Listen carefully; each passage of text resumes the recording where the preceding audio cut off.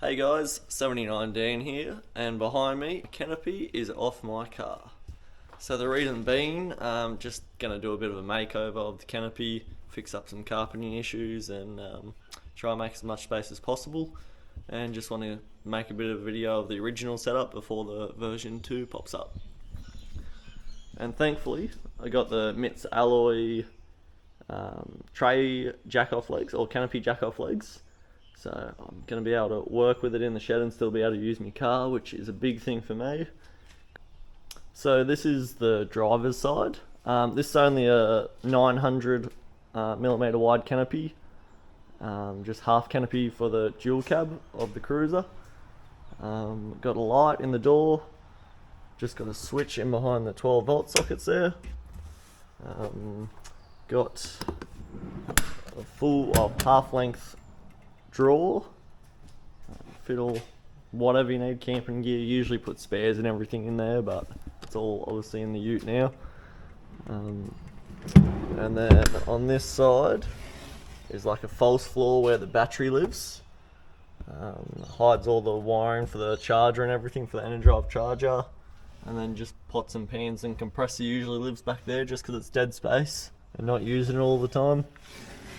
Usually have ladder for the rooftop tent and the camping chair strapped against that wall, and then just a little drying rack up the top there just for sponges and tea towels or whatnot. Also used to have a fire extinguisher mount here just because it's out of the way, easy to get to. Up the back there just got the vents for the Dometic fridge on the other side, and left the original Canopy bolt-ons free, so in case of this I didn't have to pull it all out to get the canopy off.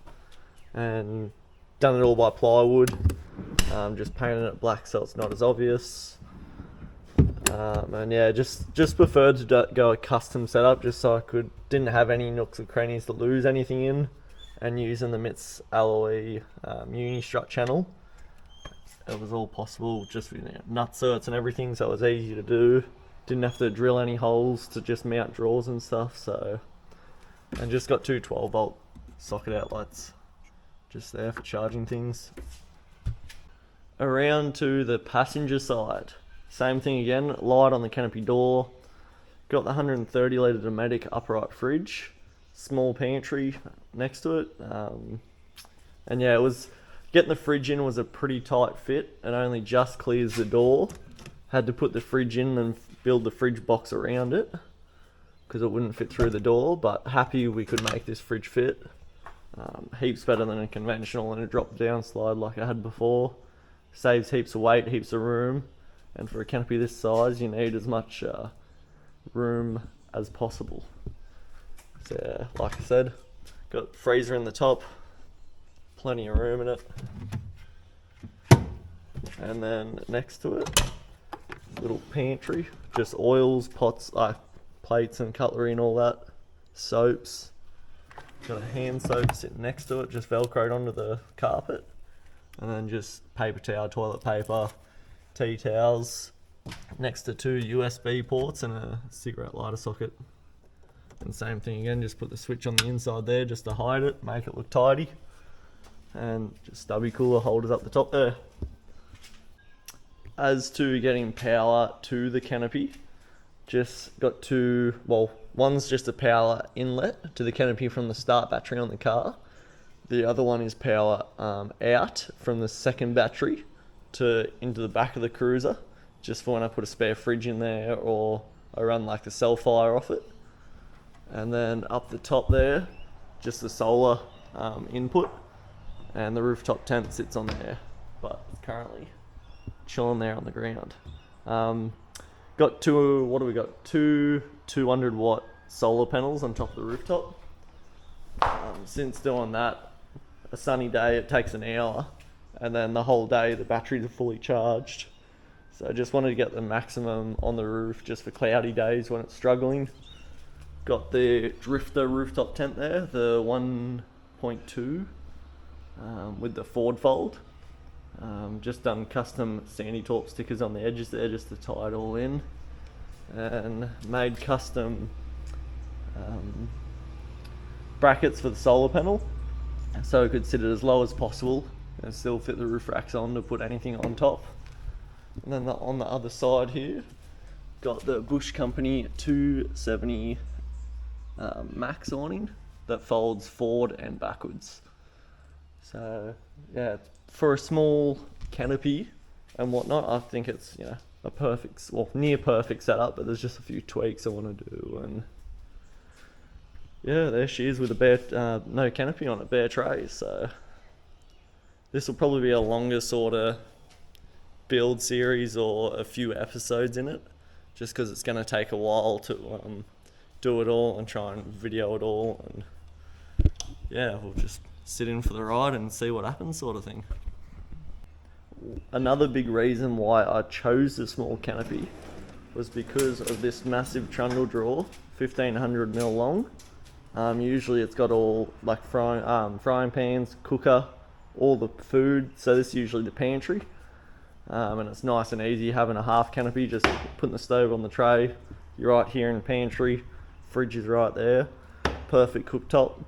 And it's all undercover by the Bush Company awning. And that's, yeah, without the trundle tray, you definitely couldn't have a smaller canopy, or you'd have to have a box on the back there or something. And with the under tray toolboxes as well, yeah, there's plenty of storage for a small canopy. And at least it keeps all the weight above the axle.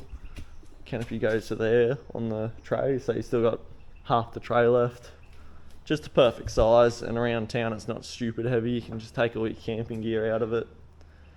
And yeah, it's still heaps usable. Firewood on the back, whatever you need. Spare jerrys or anything.